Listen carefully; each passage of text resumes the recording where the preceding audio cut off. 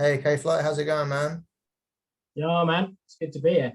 Yeah, good to have you here, man. So we're going to talk about hip hop today is the theme, the subject, and For kind of this how, discussion, man. Yeah. yeah, and how we got into it and how you got into it. So let's start with that. So if you want to open it up with a bit about, I mean, obviously we both know each other's backstory, but if you want to sort of start with how we or you discovered hip hop. Beard stroking begin. It was a cold winter's night, as I recall, in 1975. No, it wasn't quite that far back. Yeah. I guess it must have been around about 1999, 2000. It was the turn of the millennium. Mm, And for me personally, I was listening to a lot of sort of metal and then rock and stuff. I was kind of into that kind of vibe. It was kind of thing. I had my mandatory Nirvana hoodie like every other kid of my age, about 14, 15 years old. Um, and my concept, my perception, I think that's the important thing to say, the perception of hip hop. It wasn't hip hop to me then, it was just rap music. And to me, rap music encompassed basically, in my very limited, narrow view, stuff like Eminem, Dr. Dre, Snoop Dogg, Run DMC, mm, maybe. That was kind of that was the maximum radius of what I perceived to be rap or hip hop. yeah. But to me, and at that point, was rap music. Um, and I didn't dig it, and wasn't really into it. And my perception of it from outside of it, not knowing really anything to do with it, and having my own perception of what it was, and what the eye of the mainstream media that I could see, like through listening to like radio stations and stuff where that stuff was being played, the stuff that I Mm, was aware of, didn't really appeal to me. I was into my rock music and that angry teenager phase. mm, And to me, rap music was taking somebody else's instrumental, chucking some beats on it, and then basically splurting expletives over it. That was right. the very basic perception of what I saw it to be. And at school, being not particularly popular person, really, I used to use um, my creative tool set, things that I enjoyed to do, which was to write.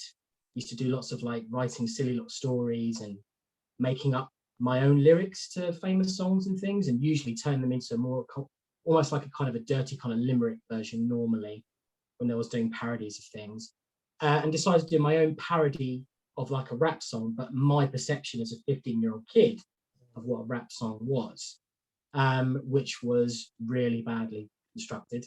It was not good. It made me laugh, and I remember showing you two tracks that I wrote that made Yeah, you laugh, yeah. and that was the end all. That's what I wrote them for. I wrote them to laugh at and for you to laugh at. Mm. We were kind of, and correct me if I'm wrong, but I think at the time we were both in the same kind of mindset regards what rap music was or what we thought about it. Yeah, to a Um, degree. I mean, like say Dre's 2001 album and things like that, that was very prevalent at the time. I was my mind was starting to open up to it. I mean, obviously I'd been into just like you, I'd been into sort of like the heavy rock and things like that, but around about that time, like I got into Limp Bizkit and Eminem was coming out with like Real Slim Shady and all that, and that was opening my eyes up to, oh, okay, this is what's going on over here, sort of thing. And that was probably my opening into it, became a lot more interested in it. I knew some of the Dre songs and all of that when I first heard them. I mean, yeah, maybe the same as you. I'd never really heard anything like it. So I was like, especially where we're from, like in Kent and that. I mean, maybe it was more prevalent, for people before that, but around about 99, rap was becoming a lot more like worldwide, especially over here, getting noticed, I think. And so yeah, some of my initial inclinations. So when I read like the things that you wrote, obviously I thought they were really funny and like, well, that was really the nexus for what became our beginning in hip hop. It almost like it's like that, I started a joke kind of thing, but it's not. It became something really real, and it's But yeah, it's funny how it started with sort of like a little bit of a humor about something we didn't really understand. And then over time, I mean, yeah, I mean, that's kind of a longer story, but yeah, Mm, the beginnings of it were quite sort of innocent and not really understanding mm, too much about it. It was a new medium for us. Probably the first song I mm. heard that really made me think, actually, I think I'm really liking this type of vibe is Warren G's Regulate, and that beat, and just like that was Yeah, like the yeah, song yeah, from that cemented for me my beginning of, okay, I want to check out more of this. Like, yeah, man. yeah. But I think the kind of the vibe with that with like Regulate Warren G. When I think about some of the stuff that I was exposed to at the beginning when I had a very low opinion of it Mm, and very little knowledge of it, um, was more of that kind of hard hitting, very bass heavy gangster style stuff. mm, Very aggressive, very angry, a lot of it. yeah. And but Warren G, that Regulate is smooth like butter. Mm, I think that's the thing. Like, because you mentioning that now, it's probably one of the earlier, smoother kind yeah. of hip hop tracks I can remember listening to. And these days, I love a smooth, jazzy kind of style Yeah. to my So hip hop. Like that's my jam. That right there. I yeah. love that aspect to it.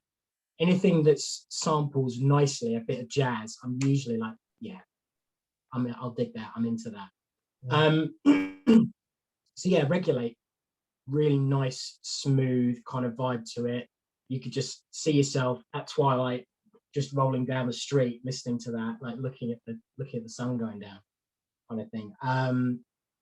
So yeah, that was probably for me as well. I think one of the first things that sort of introduced me to it's kind of the smoother, the chilled vibe that you could get with this genre of music. And again, it's all about, for me, when I think about it, coming from that place of ignorance and then just the eye just widening and opening up and seeing more and more and more and more of it.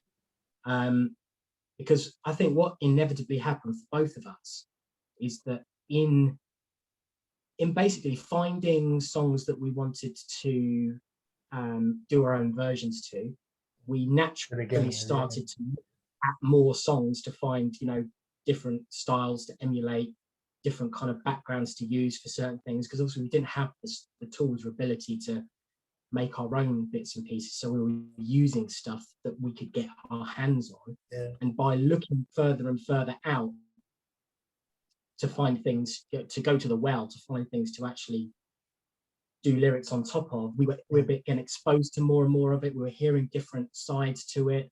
We were hearing more than just the gangster stuff. We were still getting that, but mm, then we were starting to hear more artists. I was going more into that for me, listening to that kind of more kind of jazzy kind of flows. And I think you kind of agree with me there as well. yeah. Getting to that kind of thing. And then slowly but surely, imperceptibly, I think, just started to dig it because Yeah. it naturally came from trying to make the stuff ourselves and then wanting to up our game all the time. Mm, And I don't know what point it turned in my head from being, this is just a silly joke that entertains me, entertains my friends, and also really helped me to get through a difficult time yeah. in my teen years, which is usually an uncomfortable and awkward time anyway. Yeah. And music always does what it does best, and allows you to express yourself and Yeah. allows you to get, a part of an expression of yourself out that perhaps in normal circumstances in your life, in certain places, like in the schoolyard, you can't get that out. Yeah. So it was a venting tool and a what's the word? Help me out here, man. It's an outlet. Yes, son, yeah. It was an outlet itself, We basically, you really. say you Uh, saying about that? I mean, probably for me, the first time I kind of realized I could use rap like that was around about the time I was 18, and I'd been away to uni briefly and had a like really bad time, and then came back, and I was living at my dad's, and I recorded an EP, Hard Times slash Love, which was like a two-sided like EP, and that was really serious lyrics. It was the first time I'd because before that I'd written like rock songs that were serious, but in the terms of the rap stuff, I was still kind of coming from the sort of gangster sort of side and kind of having fun with it and Mm, not taking it too seriously. But when I wrote that, like the hard times and pain on there, and then the love side of it as well, that was my mm, first like, oh, okay, like I can really use this as like a therapeutic outlet, you know. So that was quite. mm. That's probably, you saying about where was the turning point for me. That was probably mine around about the age of 18, being that we I started around mean, about 14, 15. So I remember that EP. I've got it in my car. I listen to it sometimes. It comes around nice. on rotation. And yeah, that's kind of like a concept album, a concept EP. It's a nice little, tight little thing. I just like the kind of, in a way, the way it's kind of split down the middle as one side and another, like Hard Mm. Times Love. Kind of reminds me of Sap and Jar of Flies. Kind of going off a complete tangent here, No, to but Alice in yeah, Chains. The way that it's split down the middle like that always made me think of that EP. nice. But yeah, so I was going to ask you something. Yeah, yeah. So the Warren G situation, because I found that quite interesting when you mentioned it, and it made me think about, it kind of, I think it just clicked a light bulb on my head, thinking about kind of the smoother side of that. Did that enter into your mind like around album one, or was that like more like album two? Was it a little bit in, or were you Warren kind G. of I think Warren G was that song was hovering around from early on and made me more interested in rap in general. I hadn't necessarily got as serious about it as I am, or became about it. But Mm, I would cite two people actually that obviously you're very close with as well, my brother Ryan and my stepbrother mm, Mark, because it was on a holiday in Greece that we were all on, where Ryan had a mix CD with him, and there was Snoop Dogg, What's My Name on there, and mm. there was Tribe Called Quest Award Tour on there, and that CD was playing round and round that whole holiday, and those songs. I started to really turn on to both of those songs, and they always remind me of that holiday now. Man, I'd No, forgotten. Sorry, mate. Was yeah, there a bit of Hyro on that as well? yeah. What On Hieroglyphics. there Was that might on have there been, as you well? never know on it. Mm. Might have been, yeah. Yeah, But that was yeah. very early dabblings into that sort of style. It was later that I actually got Midnight Marauders and was blown away by it. I mean, that was a real thing, like getting into that album. But I knew a couple of tracks at that point by Tribe. I knew that, and I might have known. Oh God, I forget the name of it now. It's on the Love Movement. Now you broke my Yeah, heart for the evening. Since this chick moved in, you confuse things. Find My Way. yeah, that, Yeah, that one was on there, I think. yeah, So yeah, there was a yeah. couple of songs hovering around. So that's kind of some of Ryan's influence. And then obviously with Mark, he introduced me and probably you to Wu Tang, because I'd never heard Wu Tang until he's like come down from Essex with some of their albums and was playing them on Ryan Stereo, and I was like, oh, this is different, you know. So that was, again, that was like, it's almost like steps up through the levels of hip hop, isn't it? Like we started off knowing like a bit of Snoop and Dre, and then we knew some Tribe, and then Wu Tang comes into the mix. And it's like the more layers you add to it, the more of this big thing you realize is building, you know. Yeah, yeah, man. I've forgotten about Mark and Ryan's bits and pieces. It Yeah, probably opened our eyes quite a bit. And I hadn't really thought about that in a long time. yeah. I I'll have to think send those guys they a were gift. pivotal in it. I think really. Yeah, we'll send them a gift basket, man. Yeah, Definitely. we really should. Yeah. Yeah, man. But no, Oh and man. then obviously over time doing more albums of our own. Um, Mm. it's always been like a labor of love. It became like from something that we were just fucking around doing, but also it gave us that outlet, like you say, away from like school was a friggin' nightmare for both. Well, I know it was for me, and it probably was to some degree for you. And it was just so nice to have that, away from it and be able to be almost like a persona. I remember speaking to you recently, and you said about it being almost like a persona you could tune into when you're on a track and when you're recording, and that's what comes out. And it's almost like a more confident side of yourself. And yeah, Hmm. man, no, I totally relate to that. Yeah, definitely. I mean, I still feel that way about K Fly, if you like. Um, he's a part.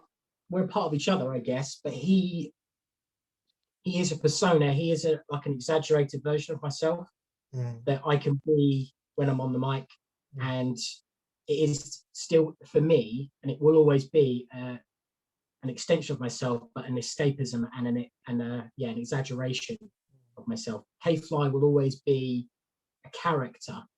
Yeah. He's not necessarily me. And this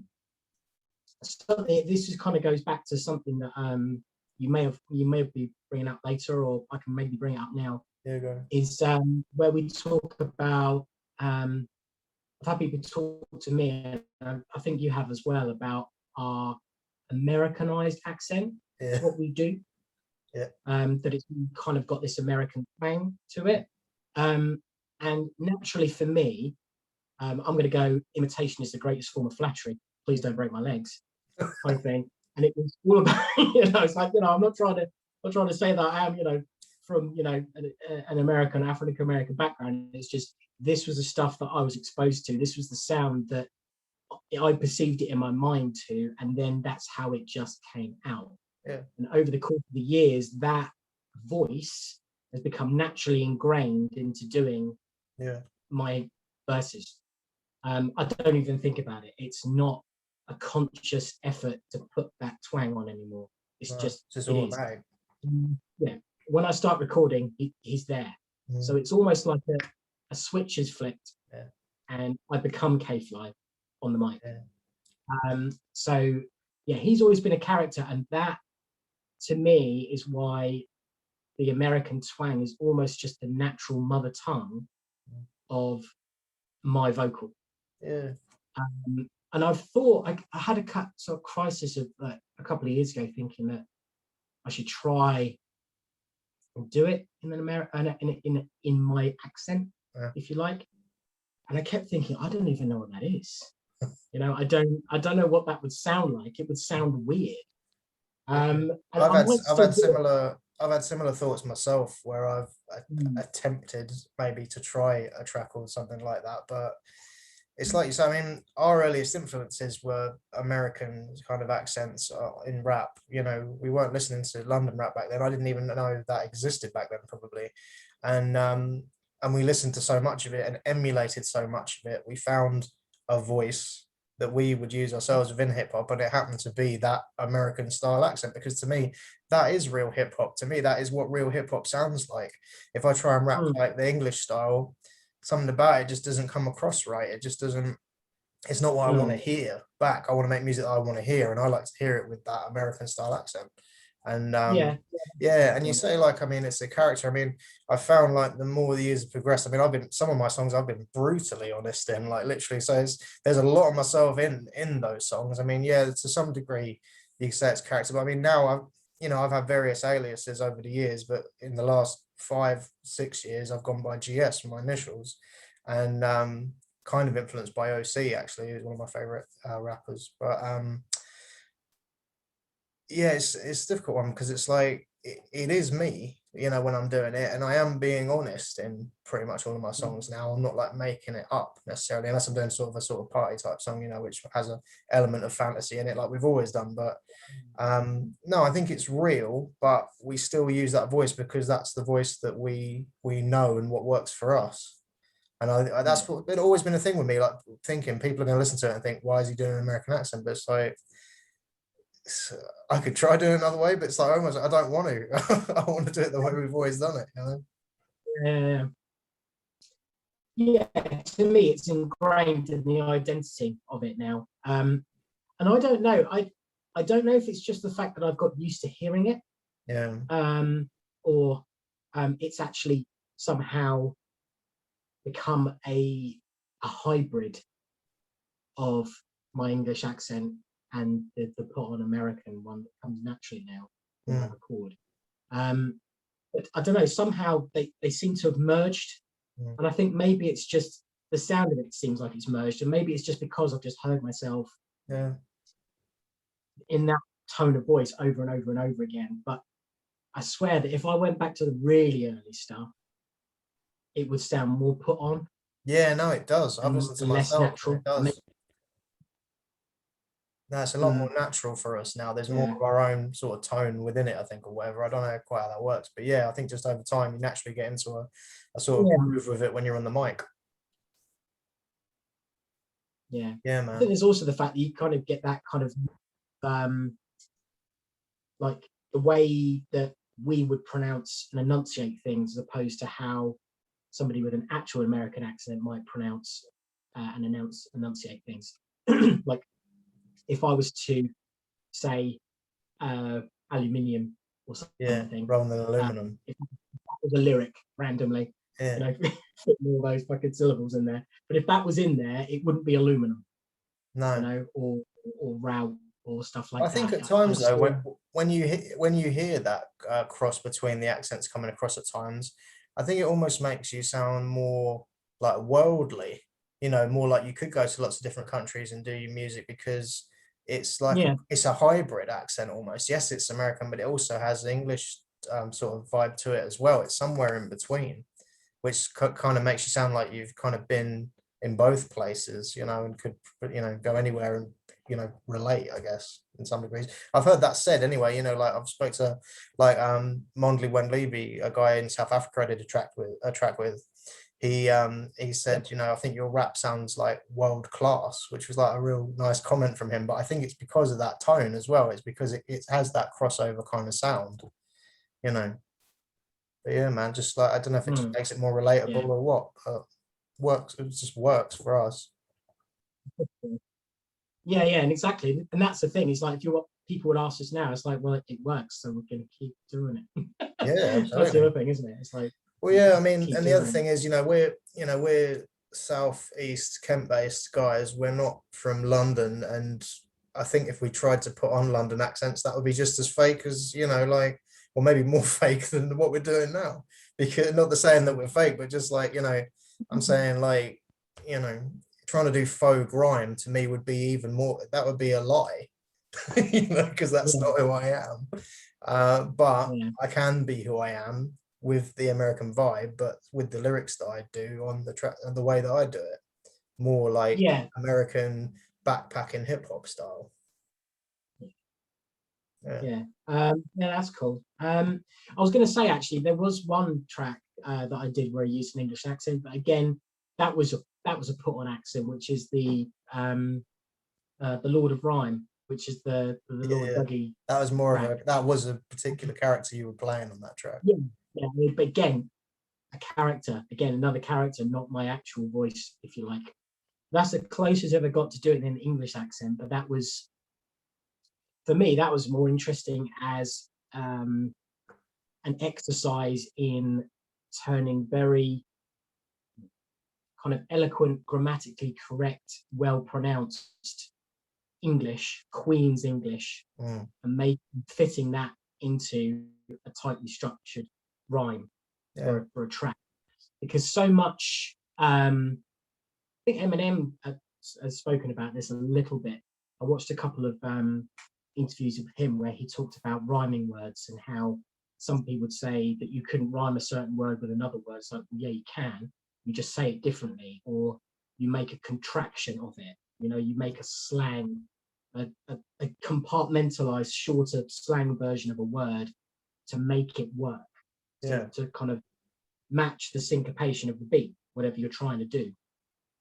And for me, that Lord Dougie track was seeing if that could work without slang and contractions and stuff, and making it just flow from quite a lot of syllable, like 3 or 4 syllable words and stuff, and chucking it all together. That was fun. That was really fun to sort of put it together and take a completely different slant on it. I've seen a guy on YouTube do a similar thing, and it was randomly, it was like a hip hop track that was about one of the Fallout games. And that was really, really, again, similar like the Lord of Rhyme thing that I'd done. All very well spoken, high strung English accent put on by the guy who did it. Yeah. But lots of like 4 or 5 syllable words. It was all very eloquent, but it was put together. Just the way it rolled together was beautiful. Yeah, just flowed nice. Yeah, it just flowed nice. Nice, but yeah, man. Trying to re-rail myself. I feel like I kind of taking stuff off on a song. That's right. One thing you was going to do today, you were going to show us, because you've got a bit of a hip hop collection on vinyl, you were going to show us some of your favorite vinyls. Yeah, man. So this what was you a got? brutal. Yeah, this was a brutal. sort of trying to figure out what to show, because I've got a modest selection. I've got like 20. I counted the other day. I've got like 20 albums on my LP, but I didn't want to go through all 20 of them, so I tried to cut it down to 5. Yeah, I couldn't. I've had to go for 6. I had to go for 6, and even then, it was like, man, yeah, I'm it's leaving hard. out. It's hard to cut some out. I know. Yeah. So what I've tried to do is like these 6 they're either like albums that mean quite a lot to me because I've heard them over and over again and they've been part of me for a long time, Yeah. or 1 or 2 of them are just random pickups where the cover art just caught my eye, Yeah. and it turned out to be fucking awesome. Yeah. And yeah, there's one here that's kind of cool as well.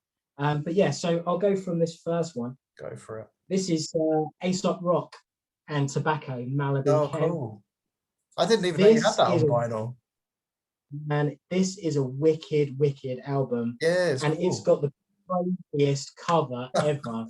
It's like That's open wicked. it, it's like a freak show, man. But it's super cool. Nice. Yeah, I've listened to that album. Yeah, it's pretty decent.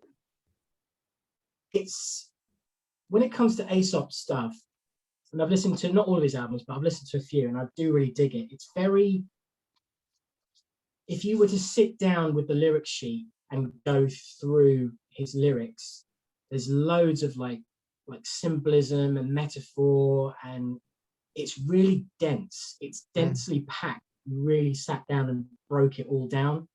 And what this album is, what it does very well is Tobacco's, because he does all the instrumentals on this one, it's kind of like this very minimalist, kind of almost techno, like video game 8 to 16-bit, some of it like samples and things. But where it's quite stripped back and basic, it kind of gives all of that dense lyricism some room to breathe, to come out. Yeah. And that's something I really dig about this. And it is, I've listened to this album over and over. It's coloured vinyl as well, which is always nice. Nice. I do like the coloured. Yeah, that's wicked. But yeah, some of the standouts on this one. Tuesday, to be honest, this whole album's dope. Tuesday, 1 + 1 = 13, and Churro. But it's, the whole thing is awesome. It's a really cool album. I'll just put that to one side. I'm probably not going to get all of these out. I've just realised that now I've got to try and on camera put them all back into it. That's it. So have you heard, by the way, before you go on to the next one, did you hear his, I forget what it's called now, I'm going to look it up quick, his most recent album? Spirit World Field Guide. Yeah, there you go. Yeah. It's I have, man. I tell you what, I did that. And there was one track on there that really made me smile. I like the whole thing, but there's this track on there that's called 9 out of 10. Yeah. And it's basically about him like dealing with like lumbar spine problems and shit. And it's like talking, the doctor, so like, rate your pain on a scale of 1 to 10 kind of thing. And just listening to that, I was just like, I totally feel you, man. I know exactly what that's about. I know exactly what that's about. And rate your pain on a scale of 1 to 10, 10, motherfucker. Yeah, that is a wicked one. This one, this was a random pickup. It just caught my eye in HMV. So this is Charlie Tuna and Crafty Cut. And Adventures of a Reluctant Superhero, but it was the cover that caught me. But as you know, we've had a discussion before, I do like me some Charlie Tuna. Yeah, he's wicked. He is by far the guy's, the actual stature of the guy, he's massive. He's wide and he's tall. You can't miss him. But he, out of the Jurassic 5 crew, he has got the most unique voice, and there is just absolutely no about it. That baritone voice of his, it's like, I don't know, it's like syrup, man. It's just it's awesome. It's just delicious. Listening to him. I saw him doing a freestyle thing on YouTube once, and he was so good. Yeah, no, Charlie Tuna is wicked, and this album is really, really good. I'd probably actually recommend from every track on it. It's just all tight, all of it. I'll have to check that out. I've not actually heard that one. No, it's a good one, man. It's a good one. Next no, time I you come watched it. around, I'll spin it. Yeah, man, do.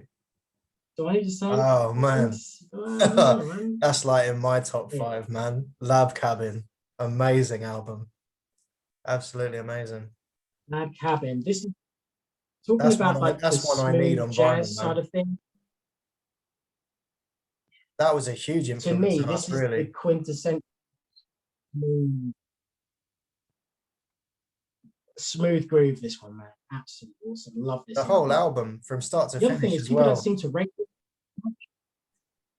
I think a lot of It's an people, awesome narrative. That's the thing. It's one of those. talk more about Yeah, sorry, man. Go on. no, I was saying, sorry, I don't know if there's a slight delay, but I think a lot of people talk more about Bizarre Ride than that album, but I rate that album higher. I think Lab Cabin's an amazing album. The Yeah, beats and the rhymes and everything about it, really good album.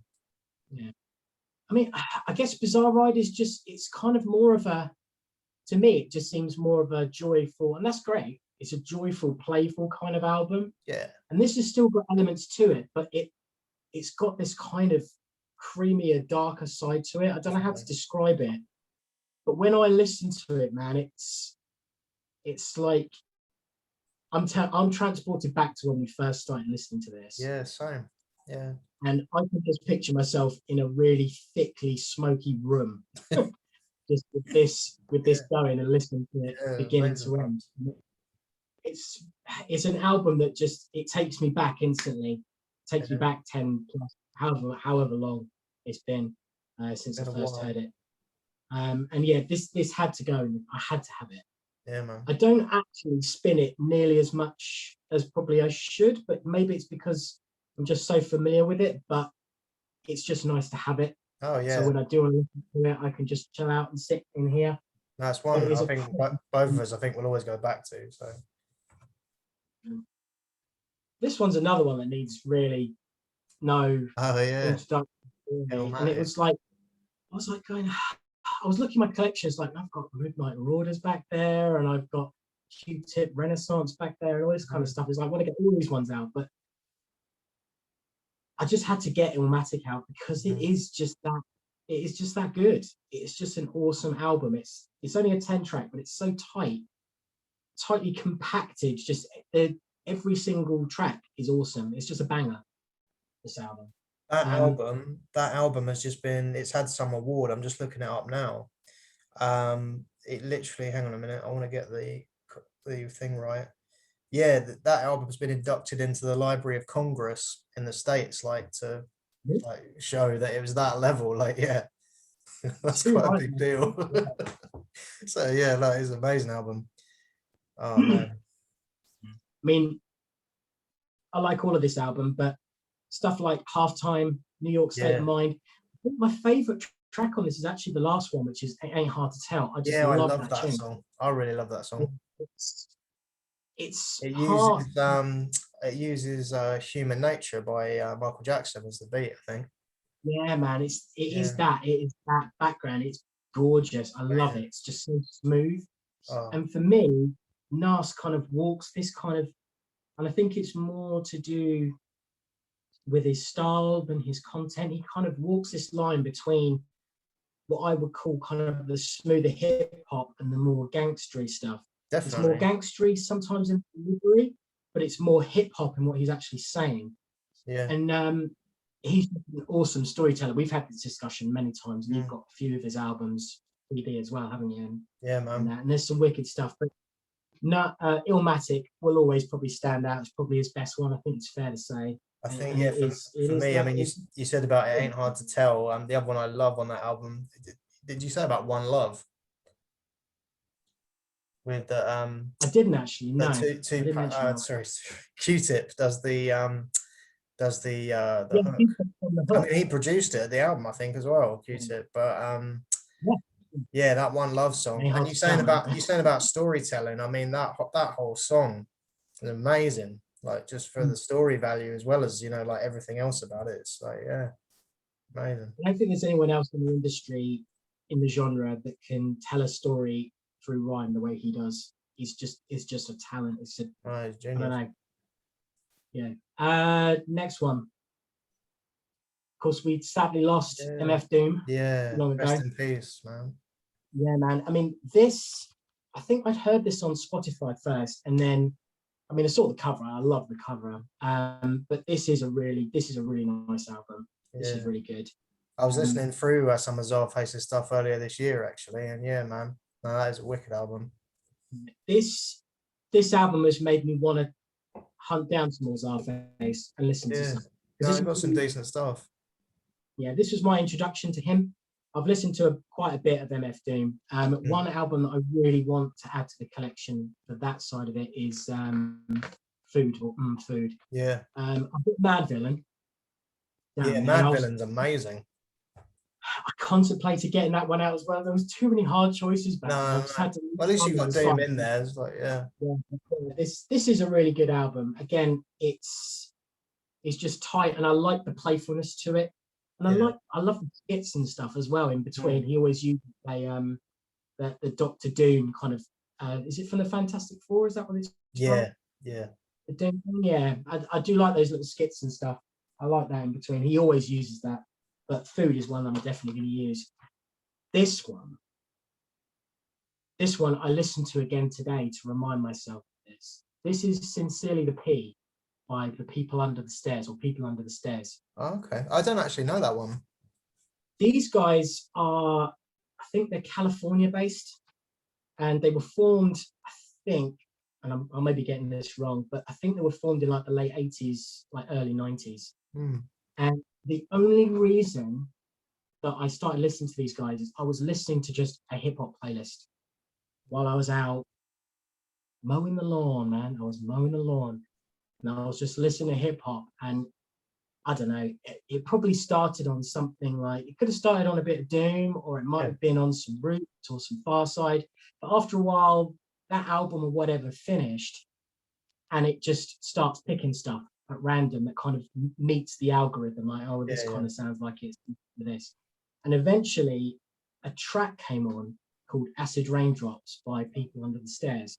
It's not off of this album, it's off an album called OST, which was released in the late 90s, if I recall correctly. And it was just a tune. It was super smooth. Yeah. I love the background. I love the vocal from the two guys, because it's Fez One and Double K. So I think they're California based. And so that was totally random. I got into it, started listening to it, loved that tune, started listening to more of their bits and pieces, found out they were doing a final album together, the last one, because they're both like family men, and they basically just wanted to retire and focus on their families and, be there for them, their kids growing up. So they amicably decided to split, and they were going to do this last album. This came out in 2019. Okay, it's recent then.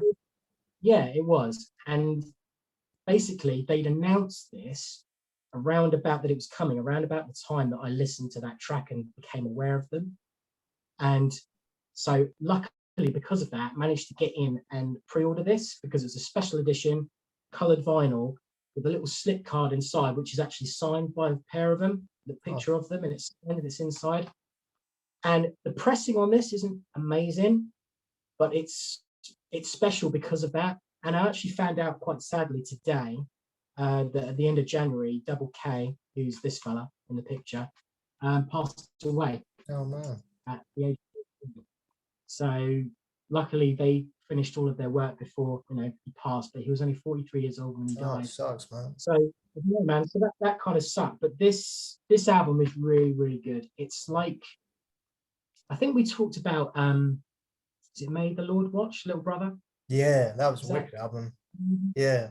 A lot of the tracks on that are kind of like, they're like two aging or older hip hop veterans that are just happy, just chilling out and enjoying their mid to early retirement period of their lives. And it's interesting to hear that in a hip hop track or hip hop songs. This album is very much like that. It's two guys that have been through a lot. They love their families. Their families feature on here. Their kids are on like little snippets on this album. And it's just, it's nice and refreshing, rather than that kind of, that hype status thing that we've spoken about before, where a lot of hip hop can just become about, I've got all the money, I've got all the cars, I've got all the women, all this kind of stuff. To get something that's a bit more real, where they're actually like some of the lyrics on here. It's like, you know, man, I just want to chill out with a glass of wine and chill out with family, kind of thing. And that's the lyrics in here, and it's cool. I like it. Some of the best tracks on here, like Let the Record Show. Oh man, We Get Around. They sample I Get Around by the Beach Boys. Oh, all right. As soon as I heard that, because I like a bit of the Beach Boys, and it's quite nice they use the sample in there. Nice. Stay in the House, Letter to My Son, which is cool, and The Sound of a Memory. But this album, can't recommend it enough. Really good. Nice. I'll have to check that out. Yeah, another one in that vein, you're saying about sort of like more sort of homely life and things and more realness coming out in the lyrics, is a group you introduced me to, actually, Atmosphere and Slug. Is Slug, yeah. Yeah, it is Slug. And again, that's another one that's down there. I've got Atmosphere Seven's Travels on there. Some of their stuff's wicked. Yeah, I need to listen to that more. It's quite a large set. It's like, I think it's like 3 or 4 LPs in there. So it's quite a lot. I think it's like some kind of compilation thing. Nice, man. Yeah. Cool. But, thank you for sharing some of your collection. No, I've been looking forward to having this conversation because it's it always bowls me over. The humble beginnings of it, the attitude towards it opposed to the attitude towards it now, and how integral it's been in elements of my life, and I know it's been in yours. You saying when you first felt that it became something more serious and more important to you, the point I think where it became like a vessel for me was, I remember I was going to go ask this girl out. I had this thing for ages, and prior to going to talk to her about it and, you know, sort of ask her out, basically, I wrote a song about why I was doing it, my feelings about her towards it. And I went, spoke to her, got shot down, drove straight over to yours when you were living with your dad, went up into your basement room where you had your recording studio, and laid that track down the same day I got shot down. And every time I hear that track, right at the end of the last chorus, I can hear on one of the chorus lines of my vocal, I can hear the falter where my fucking heart was breaking. I remember hearing it in your voice, man. Yeah. There was a time, like for a good few months to a year after that track, I could not listen to that song. And it was at that point I knew that it had become something more than just a joke. And I was using it to express how I felt. Because so much of our stuff is still jokey, but I think that's more of a kind of an expression of our friendship together and how we kind of, how our dynamic works together. So even though some of it's a bit more kind of jokey and piss takey, it's still important because it's an expression of our friendship. To me, that's how it feels. It's just humor in the lyrics. So as silly and as twisted as it can be sometimes, it's just an extension of our friendship put onto, you know, onto a recording software. Yeah, definitely. But yeah, it's very important to me, and I love the fact that it's still going. I love the fact that we still do it. We're 20 years in. We are 20 years in, you know, and I think there will always be people that won't quite understand maybe why I still do this, or maybe why we both still do this kind of thing, and they'll refer to it as you still doing that rap stuff kind of thing, and that kind of. But to me, that just makes me think of how I perceived it 20 years ago. Yeah. You know, like, yeah, I'm still doing that rap stuff, but you're looking at it the way I was looking at it as a 15-year-old. But now I'm in my late 30s. I've done all this stuff. You know, I'm not saying I'm the best in the world, but I've honed my craft to a degree, and I've done it over the course of years. And I've done some tracks that I'm really pleased with. I dig all the stuff that you do, man. I love all these bits and pieces. It's powerful to me. It just bowls me over because it came from a kind of a piss takey, humble beginning, but now it's woven into the fabric of my life. Yeah, basically. likewise. Yeah, So yeah, long may it continue. absolutely, man. Yeah. Long may it continue. Mm. I mean, speaking of which, I've been laying a couple of tracks down over the last couple of days because Mm. you're the fixer man when my laptops go completely kaput, and I bring them over to you. And unfortunately, the I've had last time we weren't able to revive it, but I've got a new one that I'm using now. Well, a new old one that I'm using now, and luckily it's usable for recording and stuff. So I've been, after a couple of months out of action, I've been laying some more stuff down, slowly working on new album, hoping to put out maybe later this Mm. year. You're on a couple of the tracks, so yeah, man. No, looking forward Yeah, to yeah. doing that. Mm. But yeah, no, it's Yeah, man. crazy, There was something I man. wanted to ask you while I've got you on here. Yeah, Like you've done a few, and I've enjoyed them, like these little sort of tangents with other artists and stuff like that. Is it Mondi? Is it Mende? Mondley I went hope I'm getting that BB. Yeah, I've been talking to him again right. recently about potentially doing something, so there might be another collab there potentially. Yeah, man. I was thinking in the future you're going to try and expand that a bit more, because what you've done so far in on those tracks I've really enjoyed, and it'd be nice to sort of see if it can expand a bit further. You interested in doing that? Whenever I get an opportunity to do it, I put the feelers out. I mean, I talk to different artists and things on Twitter and that, and yeah, just see who reaches out really. It's kind of happened organically so far. I did the one with Mondley, and I did a track with Michaelino from Nigeria. So it's amazing really what the power of the internet, like someone who's basically stuck in Kent in England can do a track with someone from the other side of the world and put it out. It's amazing really. I know it makes me sound like an old man, like this technology, like this newfangled technology, but no, it's real. It's like the fact you can do that is amazing. And yeah, there's might be a couple of other potential things in the pipeline. I'm still talking to artists and things, so you never know. But yeah, man, no, I'm always up for doing stuff with different people on it because it mixes it up, and you learn from other people's styles as well. So no, it's always interesting. Yeah, man. Be interesting if you ended up doing like any hip hop stuff with somebody whose native tongue for rhyming isn't English. Well, Yeah, I've considered that before. I do check out some of the more underground rappers on like Audio Mac and SoundCloud and things like that. There's a Russian one that I tried to get in contact with. I don't think I ended up managing to get in contact with, and another German guy as well. Like I do hear stuff every now and again. I think, oh, that'd be interesting to do. But yeah, no, I do keep my ear out for that kind of thing. It's more about just like when the fates align almost, you know what I mean? Like, you send a message out and they happen to get it at the right time, or they hit you with a message at the right time and it ends up leading to something. It's when the stars align, it happens, But yeah, man. Yeah. No, it's So always is it good. like they come to you, or you put the feelers out? Is it a bit of both? Yeah, Or is both, man. I mean, like I'll follow different people on Twitter and Instagram and things just to see, if they're interested in what I'm doing and vice versa. And sometimes they'll message me back because I followed them, or sometimes they found me organically and messaged me, or I'll have messaged them because I like what they did. And it's a bit of both ways. But yeah, man. No, it's good when it happens though, when it works out. Yeah, yeah. Oh, sure. Yeah, man.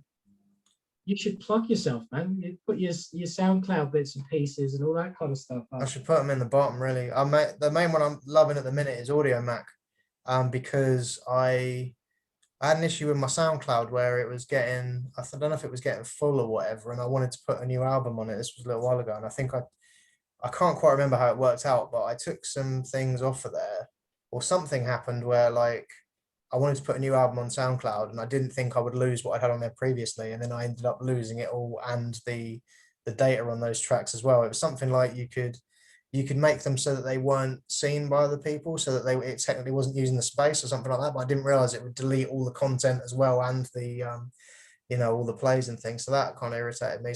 But then it was Michaelino who introduced me to Audio Mac, and I've loved it because it's like there's loads of artists on there, loads of underground people as well, and people do use it to check out stuff. So I've put all my albums on there, well, all my solo albums from like 2015 Soul Love onwards, and people can go on there and check it out because I think it's a really easy platform to use. It's free. And it's, it's been nice and easy. So I've not to diss SoundCloud, but just like after what happened on there, and I don't really, I'm not rich. I don't really want to be paying a monthly subscription for something if I don't have to. So Audio Max allowed me to put all my stuff on it for free. So I'm using Audio Mac. But yeah, Yeah, man. But yeah, there's some of my albums are on here as well. If I'm going to plan to post this on the YouTube channel, so they're all on my, well, not all the albums are on my YouTube, but a fair few of them are. If they go on my videos, click on my videos, and you'll find them in there. all of them there, aren't they? And I know Masterpiece is up there. The most recent one is, yeah, Masterpiece is on there. 2020 Endgame with You is on there. Quite a few Sunset, which I was listening to last night, actually, first time in a while. I really dug that album. There's stuff on there I still like to listen to and go back to. Yeah. Well, there is on all my albums, but there's certain ones that I always Sunset. I don't know, there's something about that album. It was a little bit off kilter. It was just a slightly, I don't know, there's something a bit different about the vibe on that one, but I like it. It's like, and it's not one that I don't think it's one that a lot of people have played either, but it kind of sort of fell under the radar a bit. But I almost, maybe that's why it's more close to my heart, because it's almost like it's kind of for me kind of album. Give that another listen. I think that's one of your ones that I haven't listened to in a while. Yeah, because every now and again I'll put a few of your ones on, and it's normally stuff like Broke the Code. Yeah, and it goes up on there. Yeah, I had an issue getting that on YouTube, but it is on my Audio Mac now, and it may or may not still be on SoundCloud, but I can't remember now. But yeah, it's definitely on Audio Mac. Yeah, because that album disappeared from the internet for a while. I had to make it resurface. So, yeah. Oh, okay. Fair enough. But yeah, man. But yeah, no, Soul Love and Soul Love 2 are on there. Escapism. Oh, I don't know if Escapism still is actually. It was on there. It's on Audio Mac though. But yeah, man. Trying to remember now, because it's like literally since 2015, I've ended up until now, I've put out probably at least one a year. Yeah. Like building a little catalogue now. But it's like, but it's even like still, obviously I'm more than a little catalogue. Well, yeah, and then obviously like the 13 odd albums for you as well. So it's like, yeah, quite a lot of material now. But that's the thing though, like people volumes now, isn't it? That's it, but people that even people that know us necessarily, I mean, we're not necessarily big mouthpieces about what we do. I mean, we try and promote it a little bit, and especially more nowadays in the last few years, I've been using the internet a lot more to try and promote it and reach the right kind of audience, people that are actually there for hip hop, because a lot of people in my day to day, or like apart from close friends, don't even necessarily know it's something I do. You know what I mean? But it's like, but I kind of gauge people I think would be interested, like, or that like hip hop, and kind of aim it in their direction rather than just people in general. Because some people might just be like, what the F is this? But that's exactly how I play a track or two to somebody I think might be interested in it.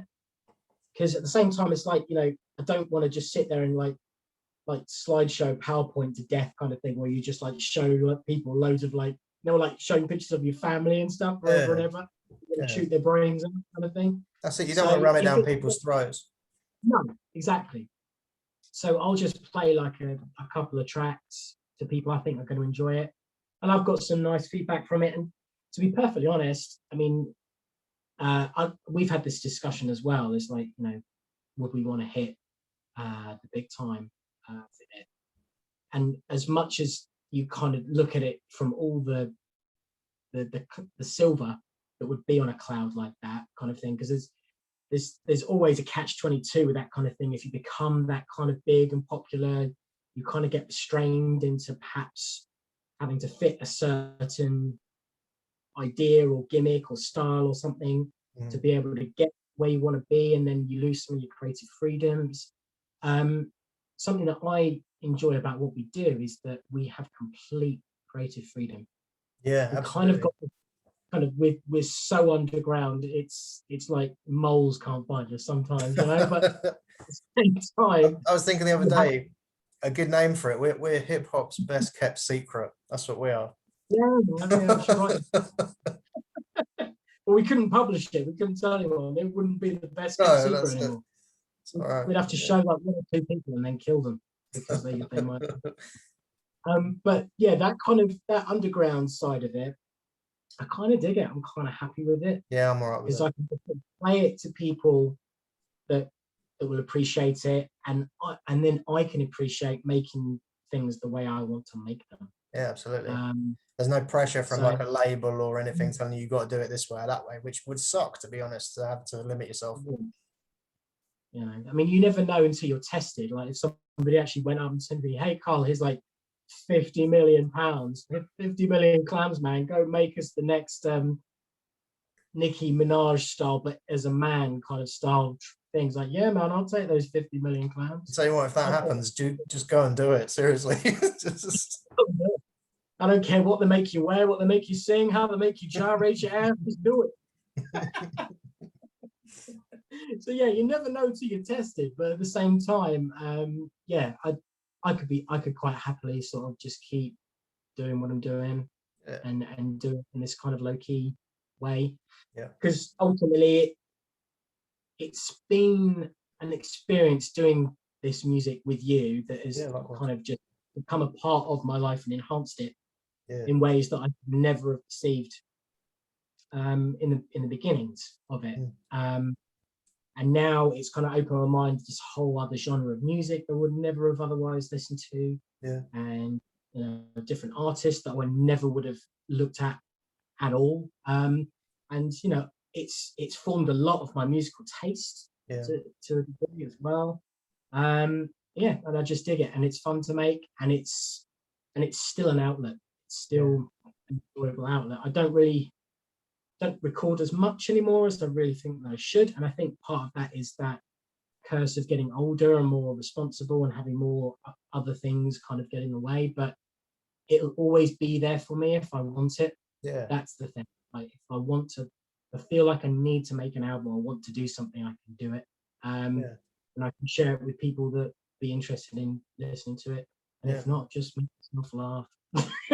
Well, I can say, man, whenever I record with you, like, I mean, even to these days, that's why I try and still get you on albums, because I like to hear, you know, what you can come out with now. You know what I mean? Like, because, like you say, you sort of record kind of intermittently, but I feel like if I can get you on a track or two on like my albums, you know, it's still, you know, it's still putting you out there, and we're still hearing, you know, something new from you. And I always enjoy like the verses and things you come up with. You're still innovating now, so no, it's always awesome to hear, man. Yeah, I really enjoyed I think Endgame was like the last like big collab that we've done. Yeah, I loved that album. That was great. Maybe when this lockdown's over, man, we can work on whatever's next for the two of us together. Obviously, I'm always looking forward to hearing more stuff from you. Listen to that track today, dug it, man. Yeah, nice one. Yeah. So yeah, man, keep it coming, and you might even see something from me from the aloof side of the team. You might actually see something soon. You never know. I hope so. I still want to hear that. I still want to hear that. I don't know if I'm letting the cat out of the bag, but the EP that you were talking about. That actually won't take a lot more work, because a lot of it's kind of there. It's almost like a compilation EP from is it some of the last couple of Love Evolved, isn't it?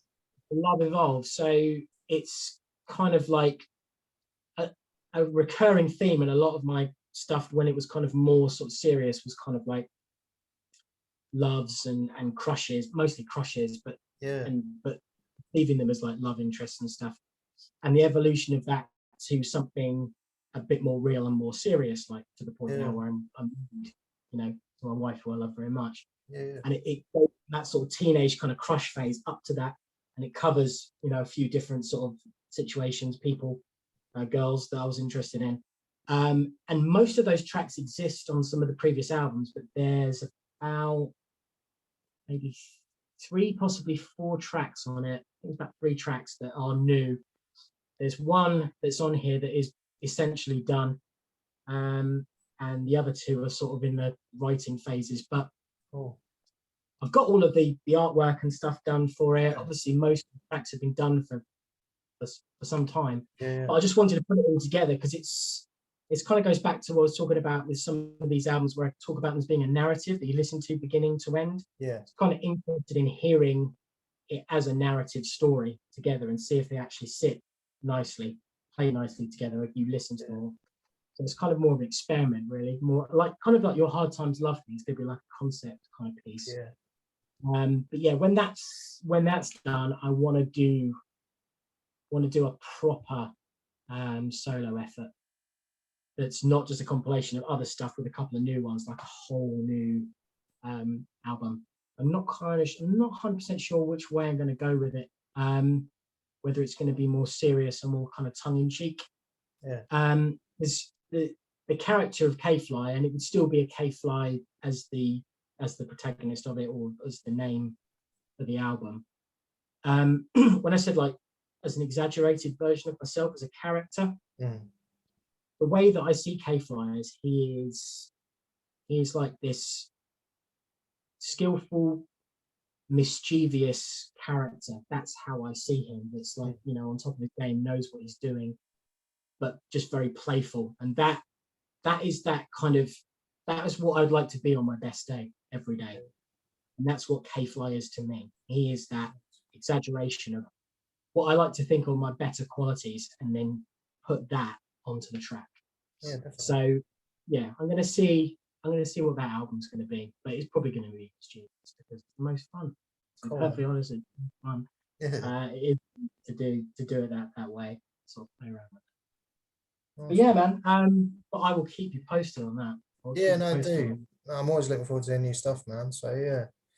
But no, also you're saying about, you know, like obviously some of the tracks are from a while ago, and I was thinking, you know, like how these albums for us, where we've you know released them over time, it's like you can listen back and it's almost like a diary of that period or that year, you know, like it's almost like, and it's a lot of people don't have that, and it's nice to be able to go back and listen to an album from when I'm like, I don't know, I could pick one like I'm 18 or I'm in my mid-20s or I'm 30, you know, whatever, and I can hear exactly mentally what I was going through at that time. I can hear what was going on in the lyrics, and it just all comes back to me. And it's like having a time capsule, you know what I mean, or something. These albums, it's something else, man. To be able to actually go back and check that out and know where you come from, almost. We are very lucky in that respect, because this was another thing, like where we've done the hip hop thing for the past 20 years.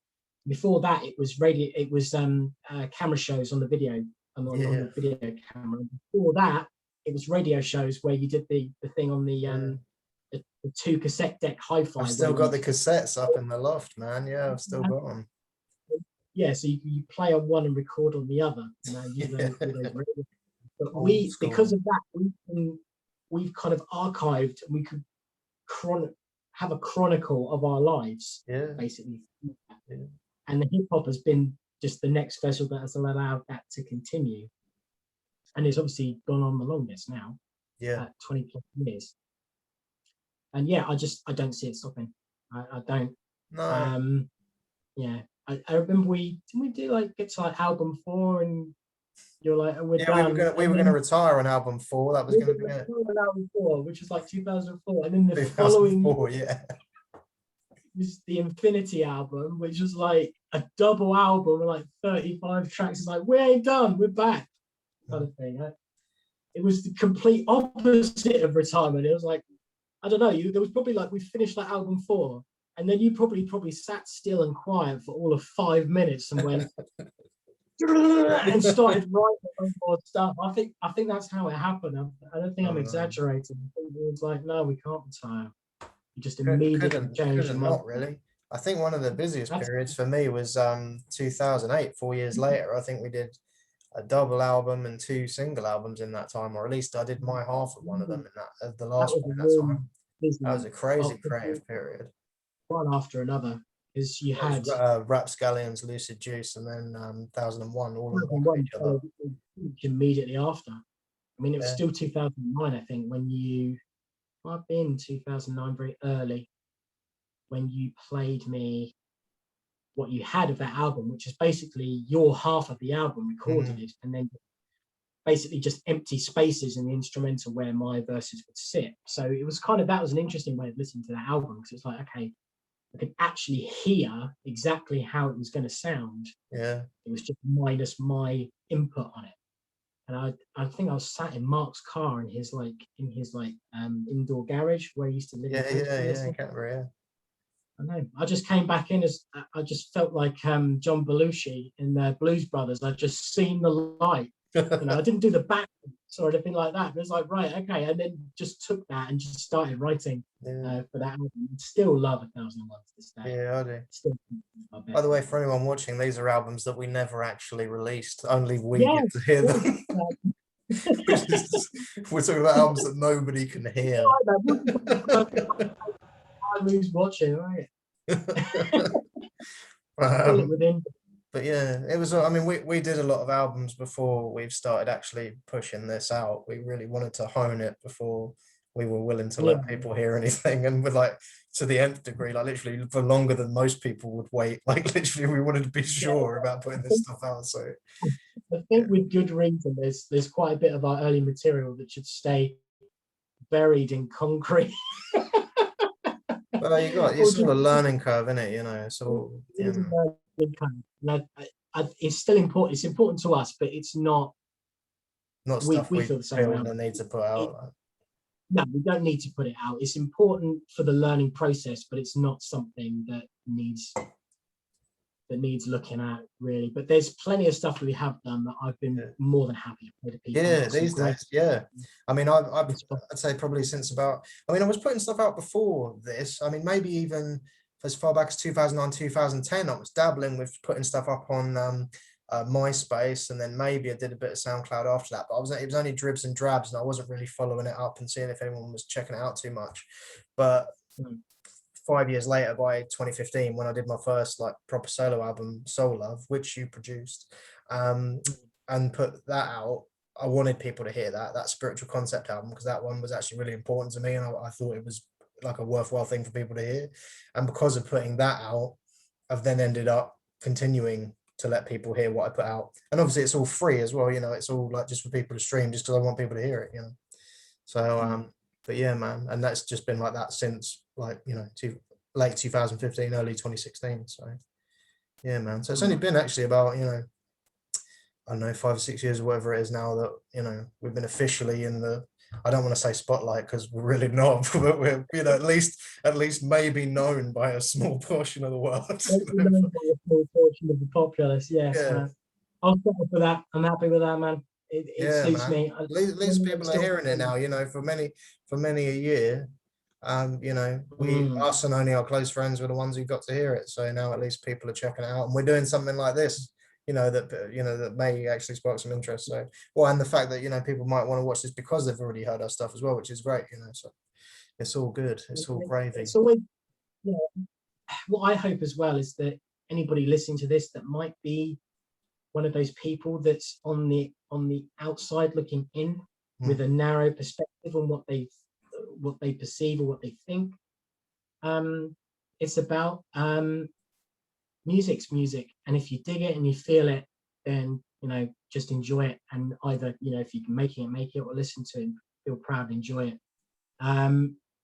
But so much you can shut so much stuff out of your life, and not just music, anything, yeah, just because you don't understand it or you're not to willing to put the time in to understand it and sort of figure it all out. And we were put into a unique position where, as part of like our friendship and the way our dynamic and how we interacted with each other, we kind of made these albums together as a kind of a pastime, as an extension or continuation of the way that we have always interacted with each other.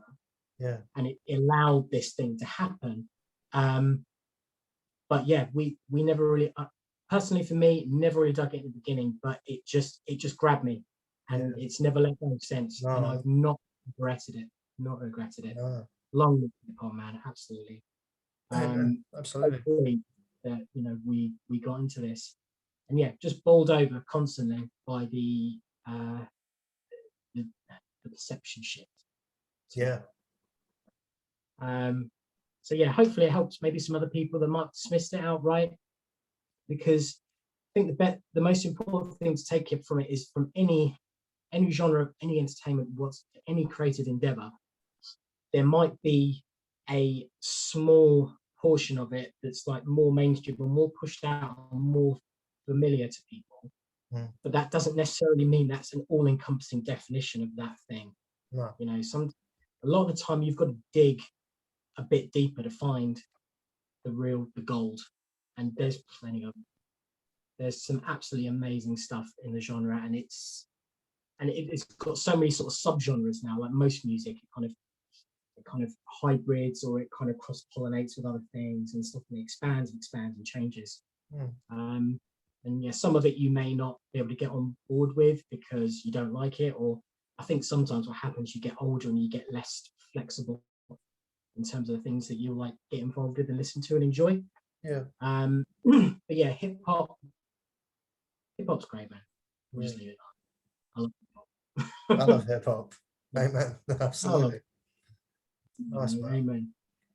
Yeah, man. This has been awesome, man. I've loved this. Yeah, chat. It's been great. I've been ever since you asked me to come on and do it. Yeah, man. So I'm glad that we got to getting this done. I think it's been a long time coming, really, that we actually just sat down and had a proper conversation about hip hop. We've been in it for long enough. It's like, you know, it was about time that we had to talk about it. So, yeah, man. How we felt. Yeah. So yeah, hopefully it kind of makes some more content. That'd be cool. Yeah, man. People get involved in it. And obviously, you know, anything that you do put out in the future, if you send links my way or whatever, and anything you want posted, I'm gonna promote the shit out of it for you, get that out there. So, and obviously you're on my albums too. So, yeah, man. Long live hip hop, long may it continue. Nice one. Absolutely, man. All right, well, good talking to you, man. Anyway. Yeah, man, and you. We will catch up very soon. Catch you later. Peace. Peace out, man.